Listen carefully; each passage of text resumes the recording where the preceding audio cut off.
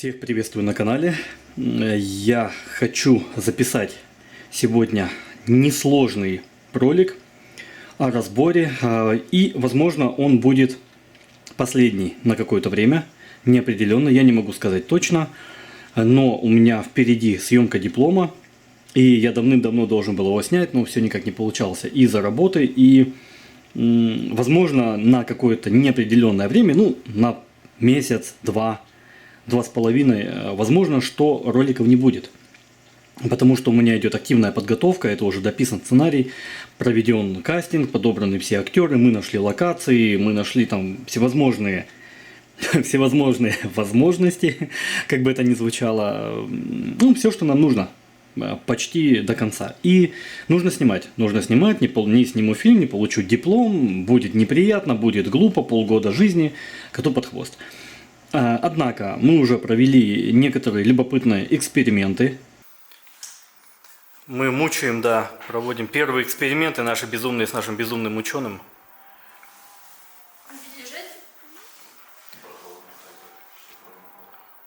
Фильм называется «Мучение. Начало». Или мы сейчас сделаем больно, или у нас все получится.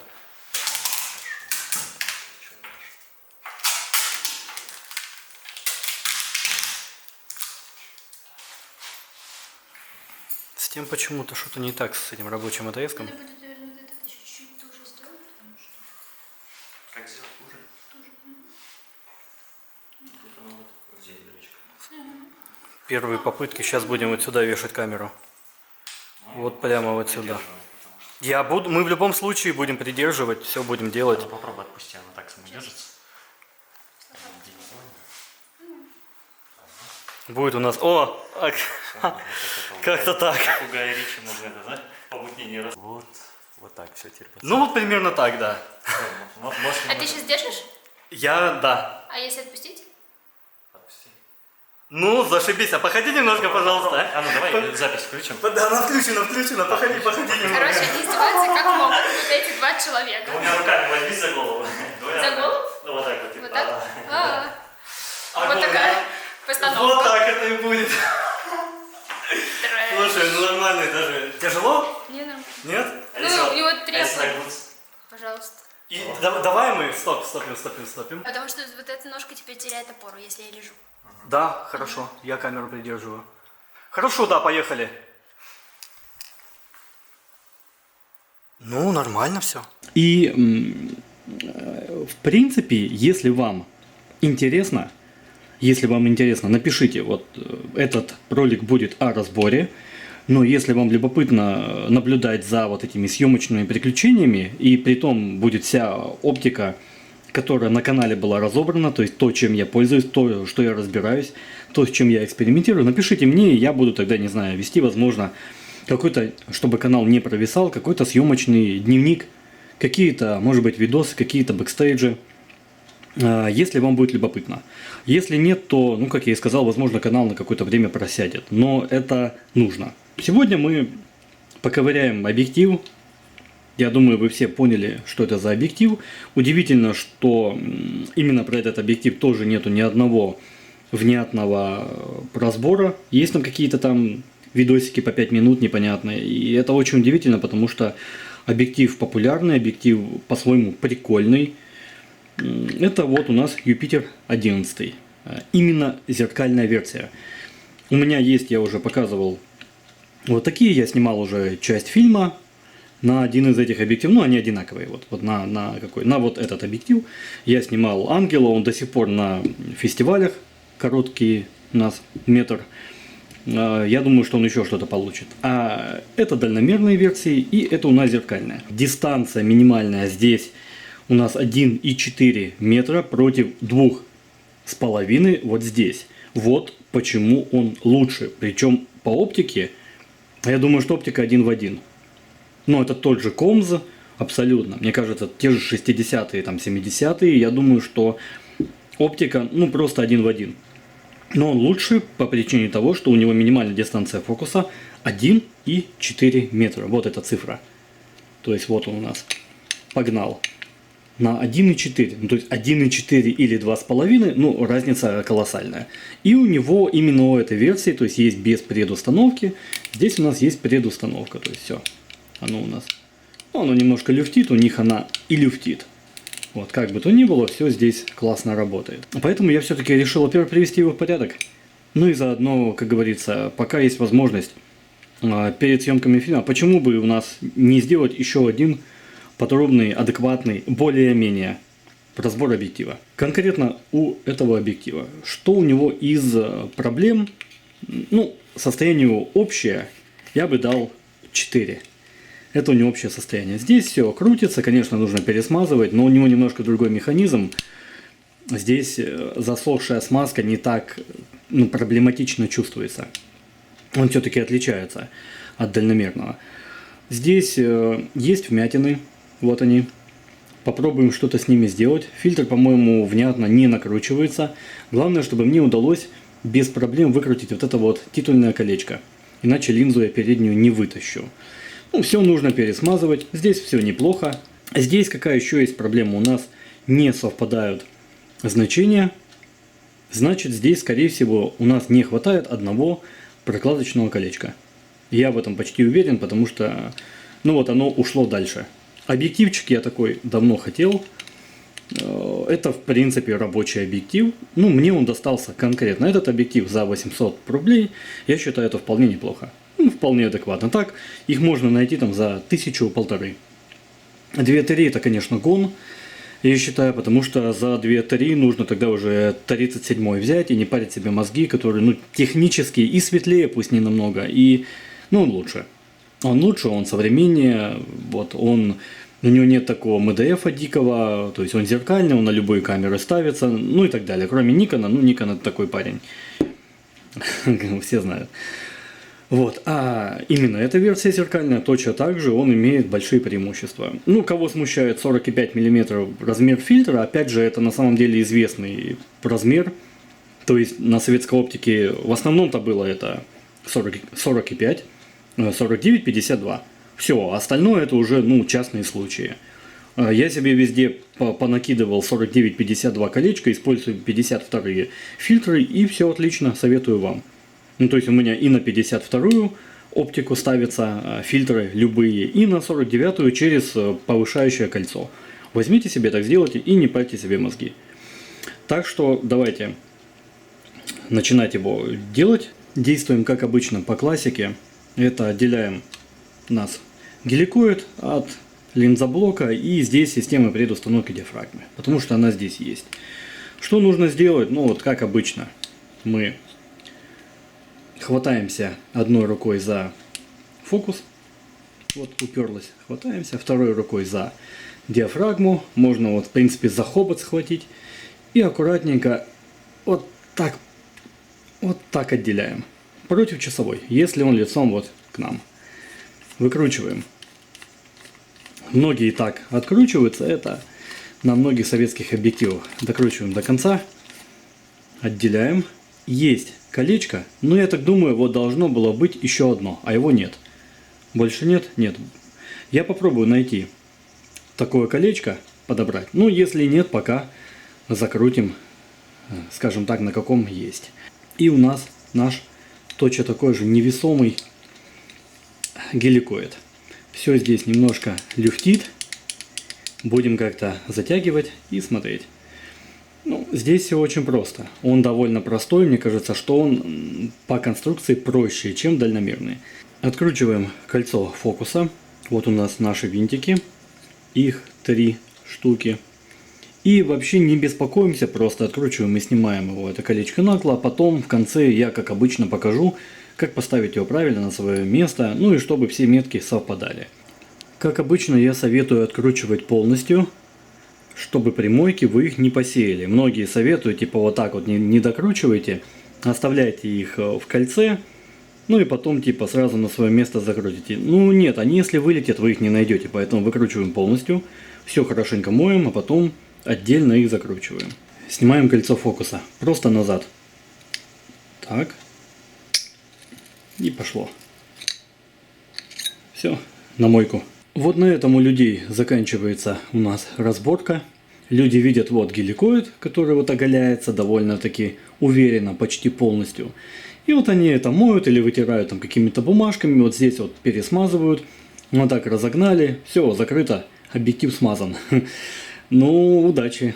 Вот это все нужно вымыть в ноль, потому что где-то там еще внутри, вот здесь, тоже куча всякого песка, грязи и всего остального. Это несерьезно, поэтому будем разбирать с вами дальше.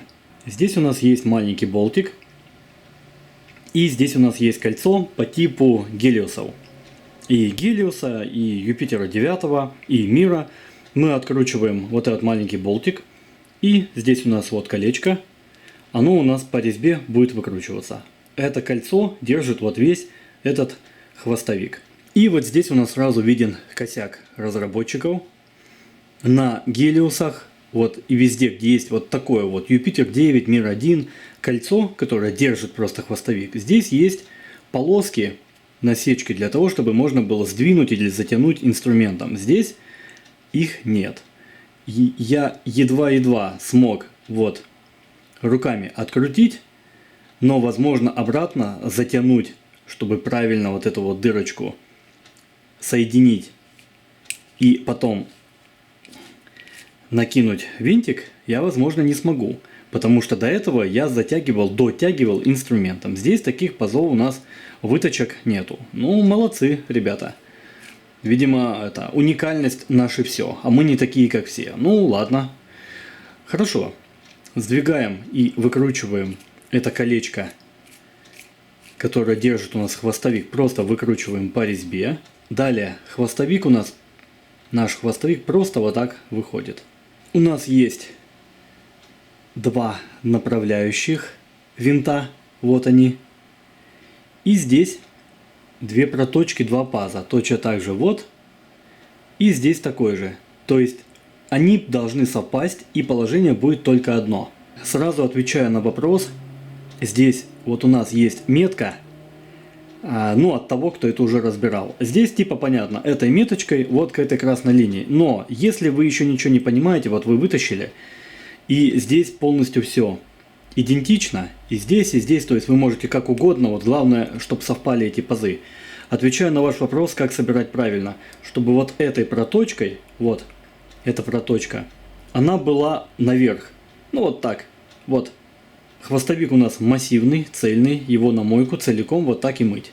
Здесь, видите, вот ограничивающий винт. Видите, как он максимально у нас плотно, у нас вот к этой части, к этому элементу геликоида. То есть запомните это положение, он упирается, вот упирается. Если бы вот эта часть, вот он не уперся сюда, то он бы потом уже уперся вот, получается, в эту часть. Ну, просто вот от поворота. Вот это положение, то есть максимально близко вот к этому краю. Ну, понятно, он упирается. И максимально близко вот к этому краю. Вот визуально запомнили. Потом будем собирать. Я думаю, что здесь на самом деле вот после мойки вообще станет все понятно. Хотел бы я того или нет, но придется выкрутить наши направляющие винты, потому что не получается, упирается в них. Поэтому выкручиваем один и второй направляющие винты. И теперь просто берем вот так, выкручиваем. Как я говорю, пока не беспокоимся, потом будем попадать и правильное положение искать. Все.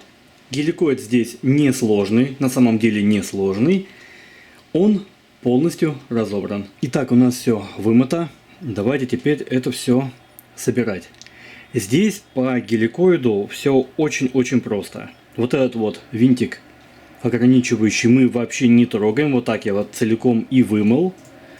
И точно так же все остальные части. И здесь, допустим, вот берем мы методом тыка, как понять, правильно вы или неправильно его собираете. Вот у нас есть наша вот проточка ограничивающая. Вот берем в любом месте. Вот так вот я кручу. Вот в любом месте.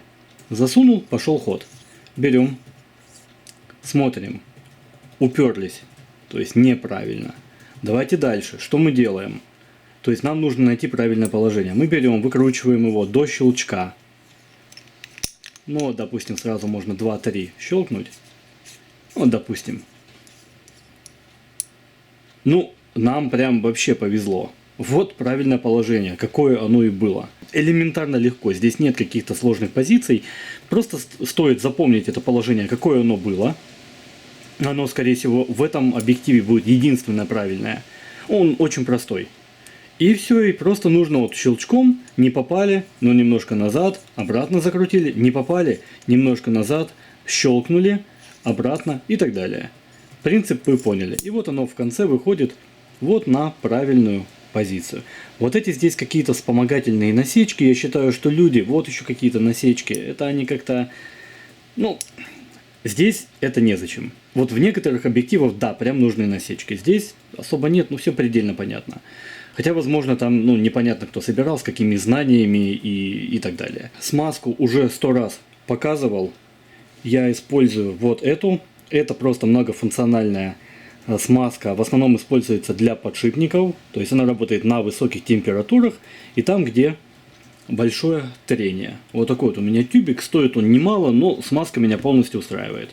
Она вот такая зелененькая. Давайте смазывать. Все смазали. Ну и давайте в том же самом месте.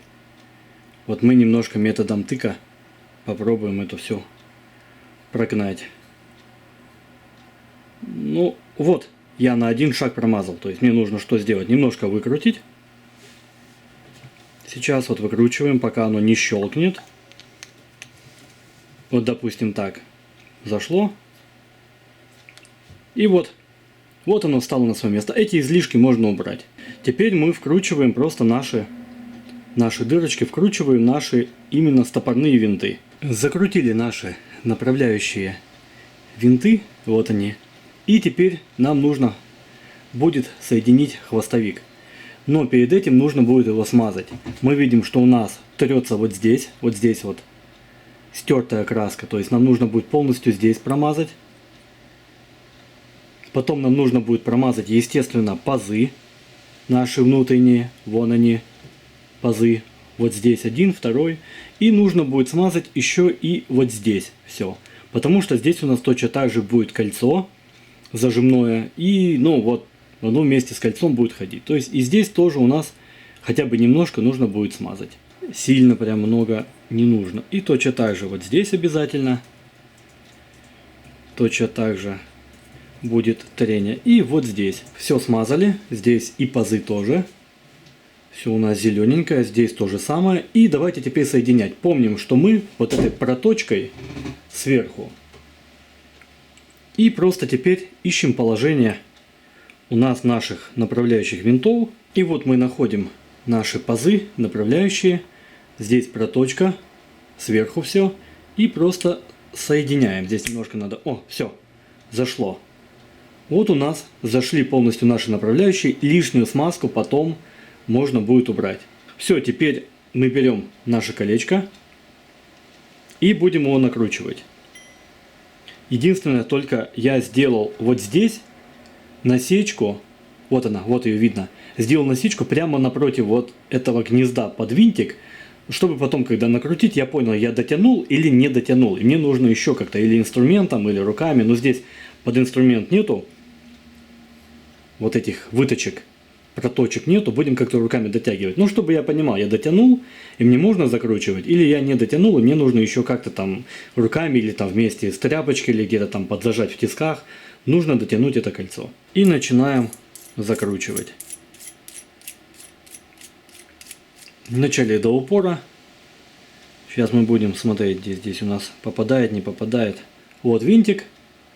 И аж вот здесь вот нам вот это вот нужно дотянуть руками. Давайте как-то пробовать дотянуть. Вот то, о чем я говорил. То есть вот нам по-хорошему нужно еще сантиметр дотянуть. Давайте пробовать. Здесь косяк большой. Большой косяк. Но вот я сейчас не могу руками дотянуть. Сейчас буду думать. Или какой-то тряпочкой, или еще чем-то. Вот здесь вот прям совсем накосячили.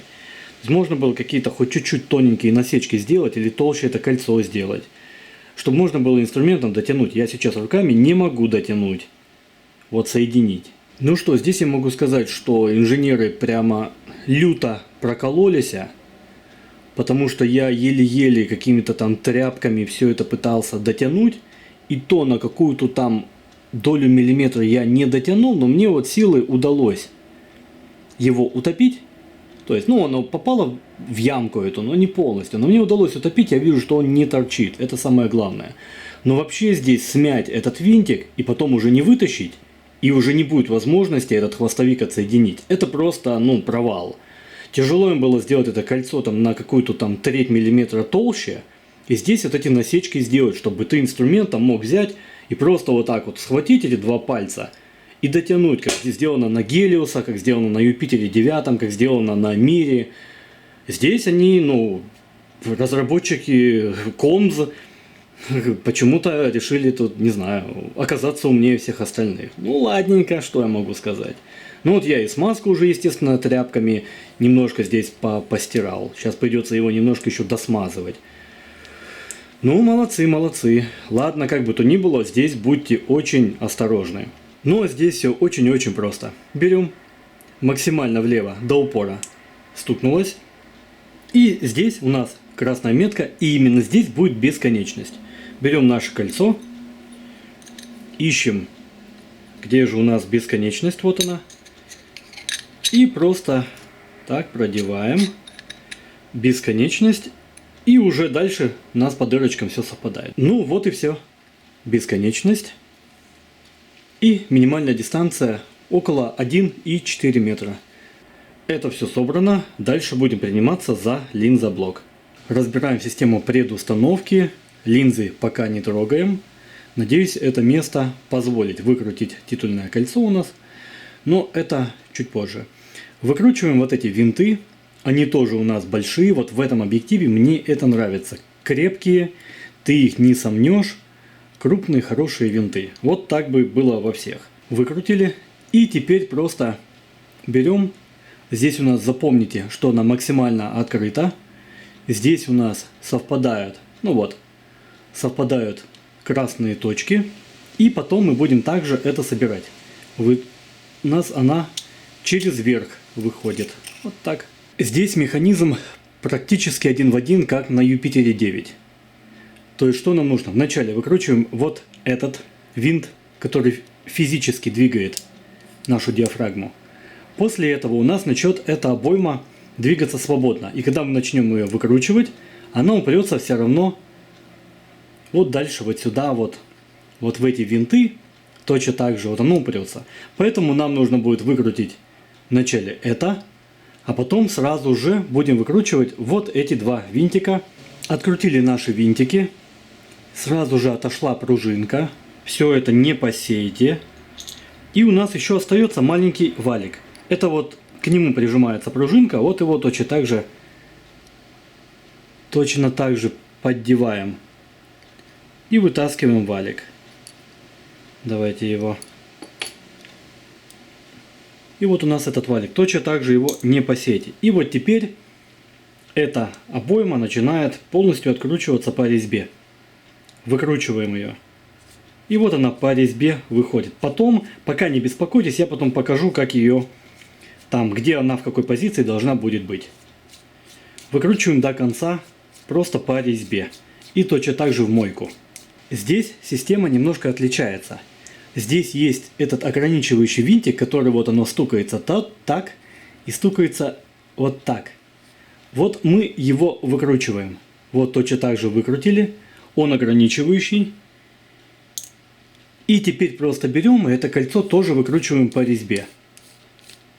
Опять же, не беспокоимся, потом я покажу, как его правильно. Вот так. Здесь у нас есть один маленький винтик. Я думаю, что он держит целиком передний линзоблок. Открутили. И теперь берем и усилие нужно, выкручиваем. Вот передний линзоблок у нас двинулся. Так, здесь у нас все хорошо. Я вижу, что он у нас отлично покрашен. И у нас осталось только выкрутить заднюю линзу. Вот. Только выкрутить заднюю линзу. Здесь вот пазы. Я думаю, вы и сами это прекрасно сделаете инструментом. Полностью разобран механизм предустановки диафрагмы и линзоблока. Итак, у нас все промыто. Здесь все в порядке. Единственное, есть одно но с передним линзоблоком. Насчет от этого повреждения, оно довольно сильное, и мне не удается выкрутить переднюю линзу. Здесь очень, тоже я считаю, минус. Ну, может быть, они не рассчитывали на повреждения, но очень узкие, маленькие вот эти вот просечки, проточки эти вот, для того, чтобы инструмент просто слетает, потому что зубцы намного, даже самые плоские, намного они мощнее, просто вылетает. Ну и понятное дело, здесь сильно смят, но я бы мог его как-то аккуратно выровнять об кругляк, но мне для этого нужно вытащить линзу, то есть, чтобы я потом об какой-нибудь деревянный, там, не знаю, заготовочку вот так вот насадил и аккуратненько обстучал молоточком. Но это невозможно, потому что я просто могу воткнуть в линзу. Ну, слишком оно все торчит, слишком близко, мне не удается выкрутить вот этот вот обод. Он там на пару оборотов выкручивается, а потом просто встает вот в эту. Я буду разбираться с этим позже. Линзы внутри нормальные, ну, опустим этот момент, потому что здесь по разборке все понятно. Вот у нас задняя линза открытая переднего линзоблока, вот она внутренняя, вот передняя. Мы выкручиваем это кольцо, вытаскиваем переднюю линзу.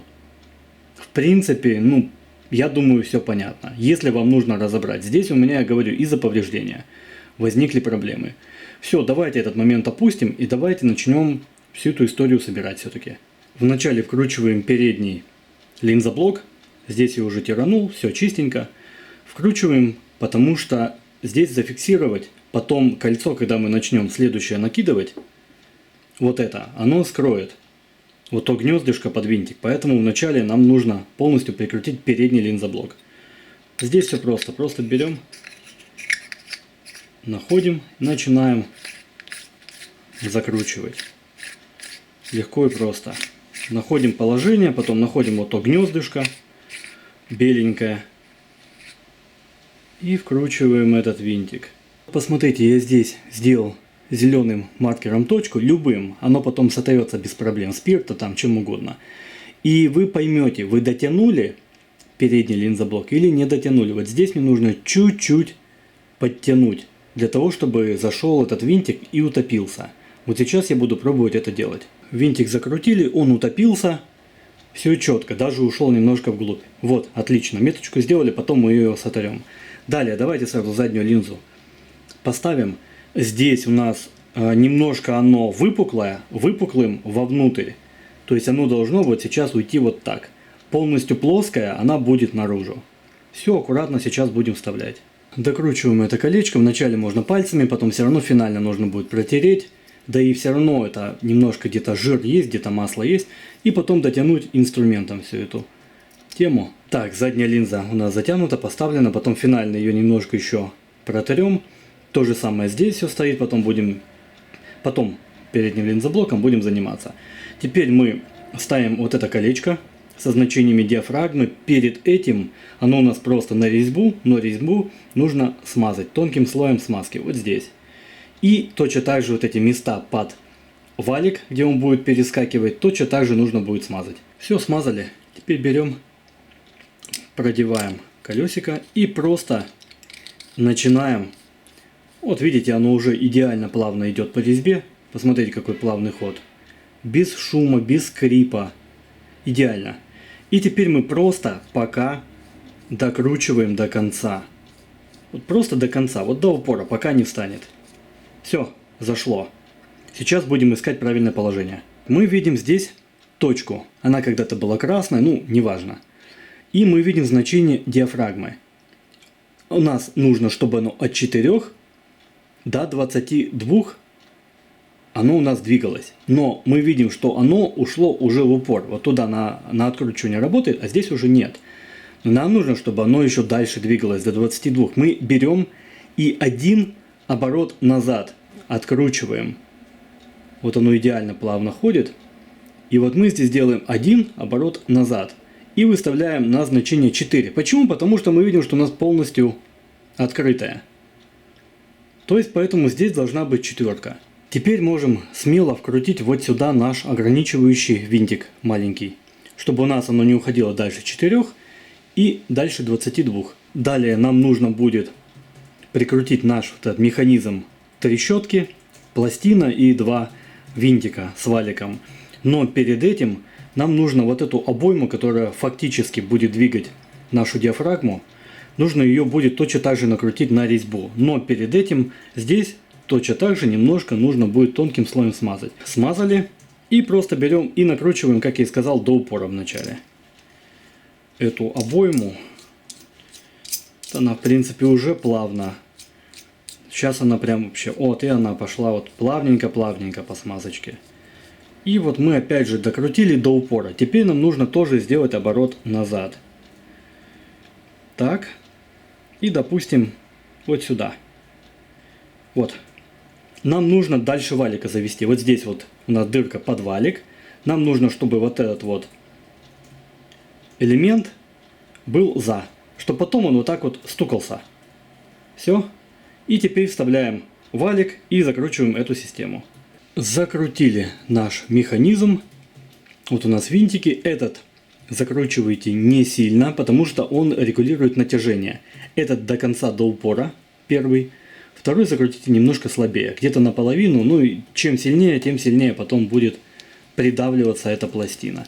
Вот у нас все идеально плавно. Посмотрите, как оно щелкает. Легким движением. Все смазано, все отлично ходит. Валик просто скачет. Звук классный, не такой не сухой. Вон оно по смазочке ходит.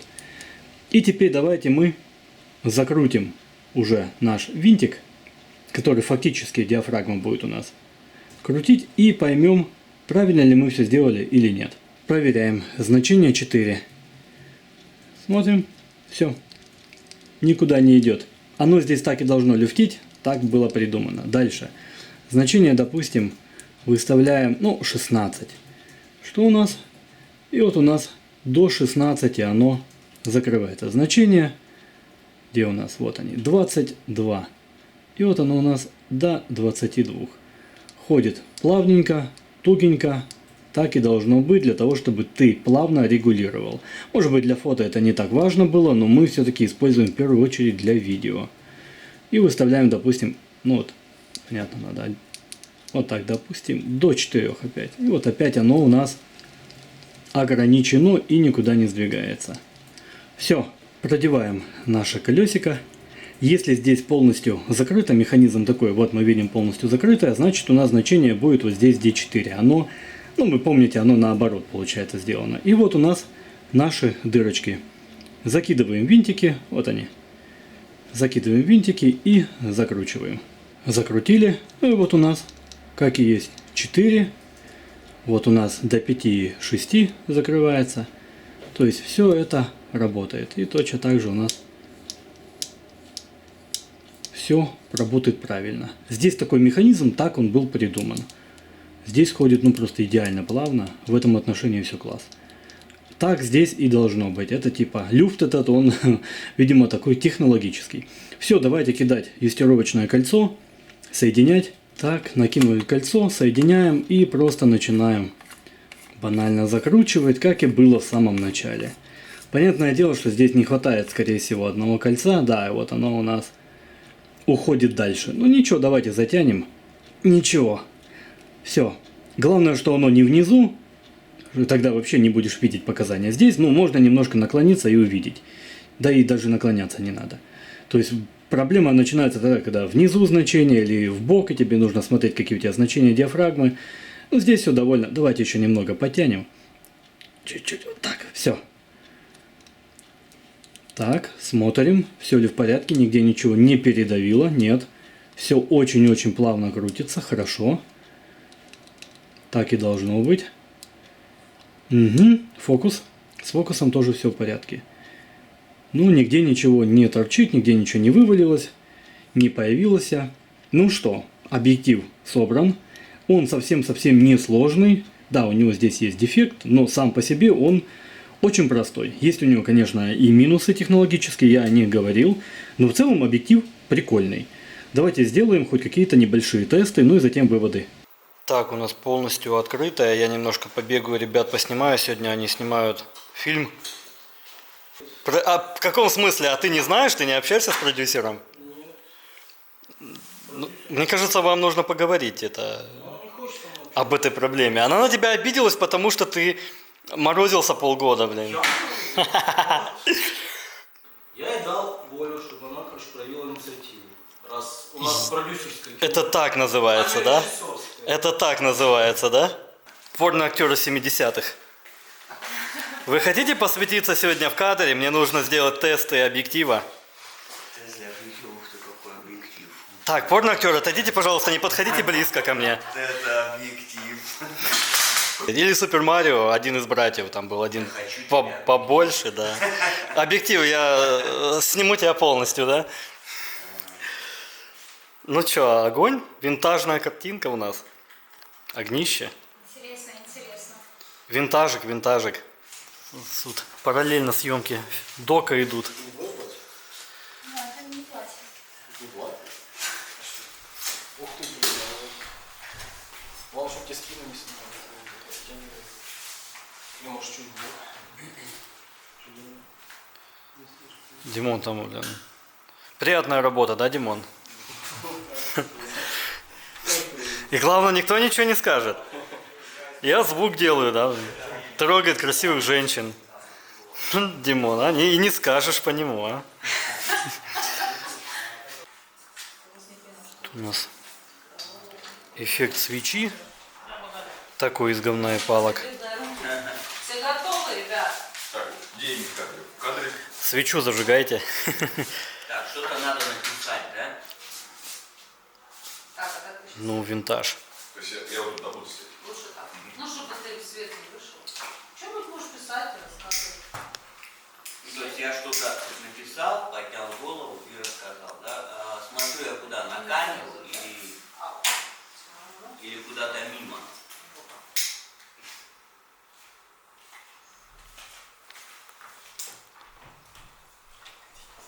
Пусть она хоть чуть-чуть разгорится. Все не дышим. Надо кондер выключить. И туда, как вот Да. все это сказал. А у меня какое выражение лица? Военное? Военное? Да. Ну, не тупой, военный. Ты жестко подошел, поднял его и ушел. За света пере... Что там, какое слово? Не перед неистовым. Моя служба прошла под знаком беспрерывного, Беспрерывного неистового пункта. Ну что ж, давайте сделаем хоть какие-то небольшие выводы. Вы знаете, для такого дешевого до 2000, грубо говоря, ну можно там и за 3, можно его, конечно, найти и за 5000, но его реально там до 2000, ну до 2,5, ладно. Прям если обещают идеальное состояние, можно найти. И это для него, ну настолько, даже можно вот дешевле, без системы предустановки, просто вот напрямую диафрагма двигается. И для такого дешевого объектива, очень красивое просветление, кстати, ну неплохо, а? Ну неплохо. Да, я немного поснимал прямо на работе, вот у меня была какая-то возможность, вот между работой и, в принципе, разбор я делаю между работой и уже подготавливаясь к фильму. Немного, тестов было немного, я не спорю, но там, где свет, его не было вообще, там были там эти зеленоватые стены и отсутствие света. Ну да, некрасиво. Но я думаю, что там любой объектив-то некрасиво будет прессовать. А вот там, где мы немножко уже поставили свет, ну слушайте, винтажно, а? Винтажно, реально прям. И вот, и такой вот, и цвет он такой интересный, у него хватает пластичности вот в этой вот картинки самой. Неплохо. Да, 135 миллиметров это такое расстояние не самое удобное, но оно зато очень красиво крупные планы рисует на людях. Да, 85 миллиметров удобнее, но они намного-намного дороже. А вот взять для начала вот такую 135-ку, я считаю, что за 2000 рублей это, в общем-то, неплохо. Возьмите, покупайте, если у вас есть дикое желание 135 миллиметров пощупать и нет совсем вот много денег, или вы не желаете много денег тратить, попробуйте этот объектив. Даже вот именно зеркальную версию, дальномерные, они вообще-то можно там за 1000 найти. У них вот МДФ 2,5 метра, здесь минимальная дистанция фокуса 1,4. Это делает его довольно удобным и практичным объективом. Поэтому я его оставлю. Да, конечно, здесь вот попробую потом привести в порядок эту переднюю, но фильтр накручивается, а остальное это в принципе и не важно. Внутри там у меня гадости нету, фильтр накручивается, все, я могу им работать на самых открытых или когда большой-большой пересвет. Так что вполне интересный винтажный объектив. Теперь все работает, все здесь идеально, плавно двигается. И я думаю, что он у меня найдет применение, когда нужно будет несколько объективов. Поэтому, если есть возможность и интерес, возьмите. Я думаю, вы не пожалеете. Это действительно неплохой объектив за свои деньги. В отличие от того же последнего моего разбора, это Юпитер 9, который я делал.